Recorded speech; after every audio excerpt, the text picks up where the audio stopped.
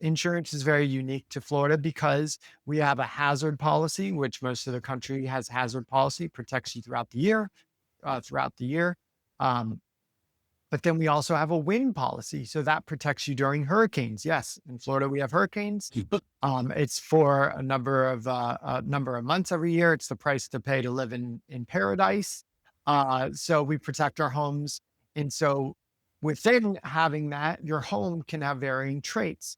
You could have a CVS home, you could have a frame home, you could have a mixture, you could have a roof that's 10 years old, you could have a brand new roof or a 30-year-old roof. At some point, roofs are one of the biggest contributing factors to insurance policies.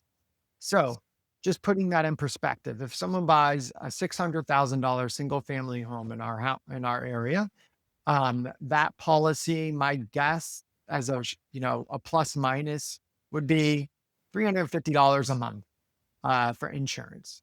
If that roof is old, let's say they bought a roof and home, it's still okay to roof, but it's 25 years old, that policy might be $600 a month. But if they go buy new construction, that same policy could be $125 a month. So insurance, again, comparing to other parts of the country, is a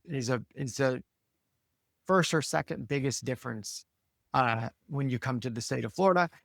The last thing I think I'll mention, and you may have some other things you want me to address, is flood insurance. So a lot of clients get worried about flood. You could literally live on the water here in Florida and not need flood insurance by a mandatory flood zone because all of Florida's in some degree of flood zones.